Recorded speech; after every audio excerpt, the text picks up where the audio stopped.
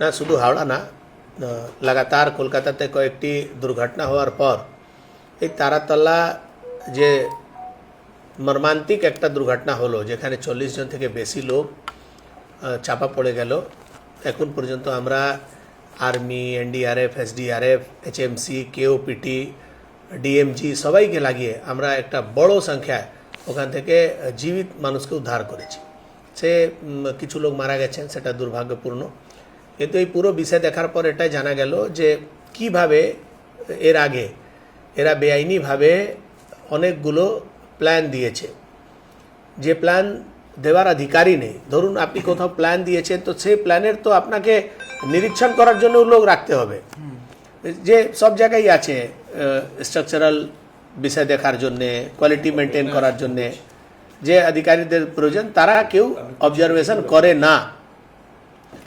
এর জন্যে আজকে মাননীয় মুখ্যমন্ত্রী প্রেস বার্তা করে স্পষ্টভাবে জানিয়েছেন, কলকাতা, রাজারহাট, নিউ টাউন, পূজালি থেকে শুরু করে বিভিন্ন জায়গায় যত কনস্ট্রাকশন চলছে, অনগোয়িং কনস্ট্রাকশন সবাইকে বন্ধ করে রাখার আদেশ করা হয়েছে।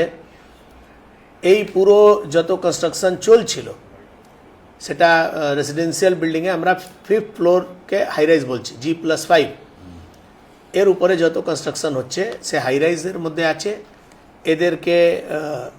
এদের প্ল্যান কি আছে, প্ল্যানটা খতিয়ে দেখার জন্যে একটা টিম তৈরি হয়েছে।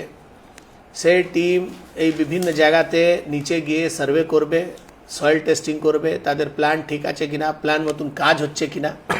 G+5 উপরে যে বাড়ি আছে তাদেরকে আপনার ফায়ার আর লাইটনিং, মানে যে বাজ পড়ে, এই পুরো ব্যবস্থাটা ওটাকে ঠিক করতে হবে।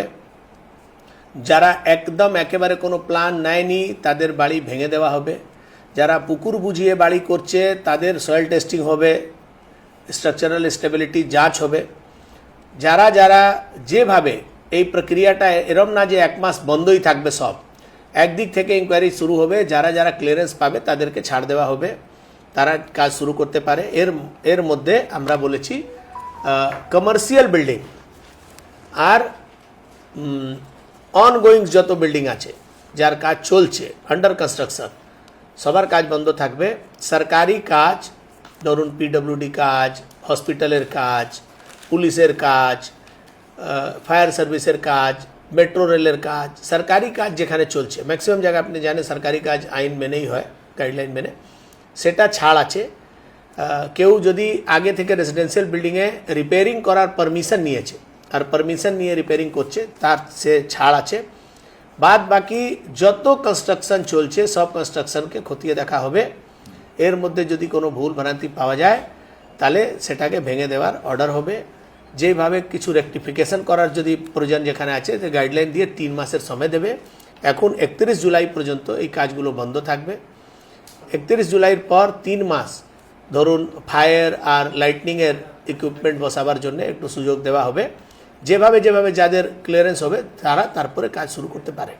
একদম 100% যত কনস্ট্রাকশনের কাজ চলছে, সমস্ত কনস্ট্রাকশন কাজ যতদিন পর্যন্ত তার ইন্সপেকশন হয়ে এনওসি পাবে না ততদিন বন্ধ থাকবে। এটা আমরা মানডে এইচএমসিতে মিটিং করে আমরা এটা ঠিক করব যে কোন কোন এইচএমসিতে আর বালিতে, দু জায়গায়, বালি আর এইচএমসিতে মাননীয় মুখ্যমন্ত্রী বলেছেন গঙ্গার পাশাপাশি যে এরিয়া যেখানে কনস্ট্রাকশনগুলো হচ্ছে, ওই কনস্ট্রাকশন যেখানে হচ্ছে সেটাই নিয়ে আমাদের মেন আছে, যে কনস্ট্রাকশন তার গুণমান কি আছে, তারা প্ল্যান নিয়েছে কিনা। কেন যে হাওড়া তো বেআইনি বিল্ডিংয়ের ভর্তি। আপনি যদি বেআইনি বলতে যাবেন তাহলে এখানে তো বহু সংখ্যক বেআইনি, অল্প সংখ্যক হচ্ছে আইনি। এখানে প্ল্যান নিয়ে বাড়ি করেছে, সে আপনি খুঁজলে এক একটা ওয়ার্ডে আঙুলে কিনতে পারবেন। এখানে তো বেআইনিটাকেই আইনি করে দেওয়া হয়েছে। আপনি যেরকম খুশি বিল্ডিং বানান, এজমেন্ট প্ল্যান জমা দিয়ে টাকা দিয়ে দিন, কাজ শেষ। এই ট্রেন্ডের উপরে চলে পুরো হাওড়া শহরটাই বেআইনি হয়ে গেছে।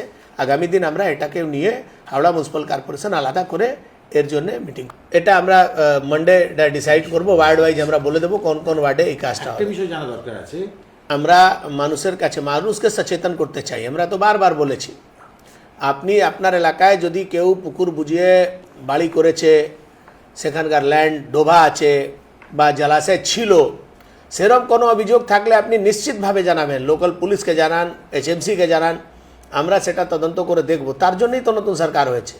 বেআইনি কাজ বন্ধ করে দেওয়ার জন্যই সরকার হয়েছে। যারা দুর্নীতি করেছে, যারা টাকা নিয়ে ভুলভাবে প্ল্যান দিয়েছে, সবার বিরুদ্ধে কঠোর পদক্ষেপ নেওয়ার জন্য এই সরকার প্রস্তুত আছে। 4 তারিখের পরও যদি কারো মনে ভয় আছে, সে আর আমি তাকে আর মানুষের মধ্যে গুনবো না। 4 তারিখের পর তো জোয়ার এসছে, লোকের এত উৎসাহ, লোক এসে সামনে এসে বলছে যে এই প্রমোটার আমার টাকা নিয়েছে, ফ্ল্যাট দেয়নি, কেউ আমার ঘর দখল করেছে, লোক তো ভুরি ভুরি অভিযোগ করছে। এর মধ্যেও যদি কেউ ভয়তে আছে, তাহলে তো তার তো কিছু করার নেই।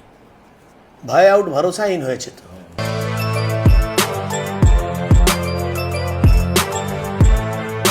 এখন অনেক বড় শ্রী লেদার্স হাওড়া ময়দান।